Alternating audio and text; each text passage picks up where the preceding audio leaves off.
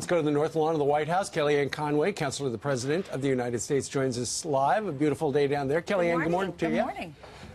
We understand the President met with some senators yesterday and talked a little bit about this funding bill coming up. And once again, it doesn't sound like he's going to get the money for the wall. And there's a possibility, people are saying, well, in that case, he said he was going to wait till after the midterms. Midterms have happened.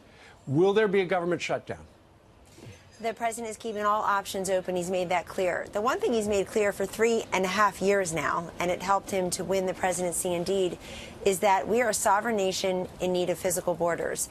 And I don't know if there's anything that he's been more explicit and consistent on in the last 3.5 years. Congress needs to act. Congress needs to act on the wall funding, but Congress also needs to act on immigration. We now have a couple of judges in this country responsible for the immigration law for all of us. And Congress has failed to act. Republican and Democratic Congresses, frankly, have failed to meet the president's very modest demands on ending the visa lottery system, ending chain migration.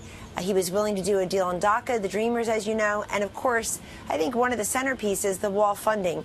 We see day in and day out that people are pouring over the borders poison. The drugs that are coming through our southern border is unbelievable. The fentanyl, the heroin, the cocaine.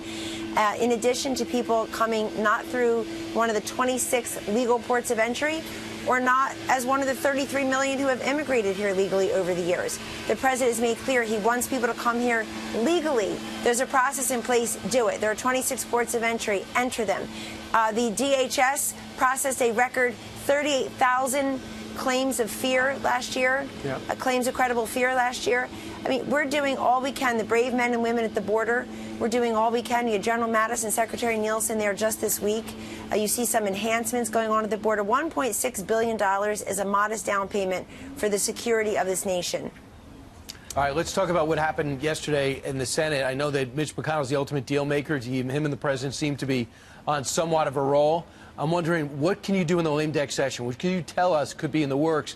We know about the president's goal of building the wall and also the middle-class tax cut. Either one of these things on the table? It's all on the table. But the fact is, the president also is looking at getting more of those judicial and executive nominations completed. He's had a record run on in the district courts, the U.S. Circuit Courts, and, of course, to the United States Supreme Court. And that should go on with some dispatch, with some alacrity. In addition, there are executive nominations that will be going through. The president is also talking about immigration in the lame duck. Clearly, keeping this economy humming is always going to be a priority of his. And the voters responded in kind.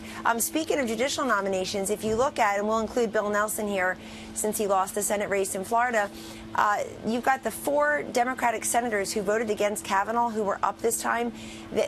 All 4 of them lost. Nelson and McCaskill and Heidkamp and Donnelly.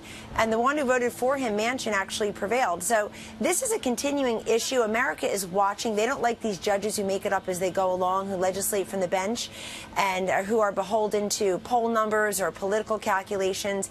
They want to continue the role that the president has on the economy and the judicial nominations, and the lame duck is a good place for that to continue. All right, so the middle-class tax cuts, you say it's all on the table now because the president Well, it's all on the table, that. and the president, that's right, but he is very focused on continuing to give relief to people who work hard, and look at the success of the first tax cut for the middle class, doubling the child care tax deduction, just eliminating... whether it's going to move forward, Kellyanne. But that's up to Congress, too. I mean, look, everybody, I know that Donald Trump is the sun, the moon, and the stars for a lot of folks in this town. Congress needs to act. They can't just rely upon him. What's next? Well, he's made very clear what he will sign. There are many things that this president would sign into law that have not reached his desk. So hopefully they can reach his desk in lame duck or in the next Congress. And we hear the Democrats make joyful noises about cooperation, not confrontation, about working with the president. He's ready for that. They're just having a devil of a time conceding elections they lost 10 days ago, one, and 2, electing their leadership. All right, Kellyanne, regarding the Robert Mueller investigation, word is that the president and his lawyers have been formulating some answers to some of the questions. Rudy had a soundbite yesterday, or a quote yesterday, about how some of the questions are problematic, that essentially they're a trap. What can you tell us about that? Well, I can tell you that this president and everyone around him has been nothing but 100% compliant for a year and a half now. Millions and millions of dollars later, months and months later, 1.4 million pieces of paper, 33 plus people having met with or complied with requests from the Mueller team, including the President of the United States. I'm not privy to the specific questions. We are walled off from that here at the White House, and rightfully so. But the President has said there's no Russia collusion. And he's also said that he's complying, and he is with his attorney. So I can't comment further about the legal specifics, except it's very important to note that the people who promised they were going to frog march Donald Trump out of the White House because of Russia collusion 2 years ago are now belly aching about something else, all the while he's compliant. And all the while, let's go back to the media poll that was released last week. 2 data points. 42% say they approve of the way Mueller's handling the investigation. 46% disapprove. That's underwater. Separate data point. 41% of Americans polled, according to media polls, 41% only say that the investigation is justified, and 54% say the Mueller investigation is politically motivated. That public opinion and public appetite has really shifted. You know, you can really tell that she used to be a professional pollster. She's got those numbers right there. Kellyanne, thank you very much for joining us. Thank you. Kellyanne. Have a great day. You too.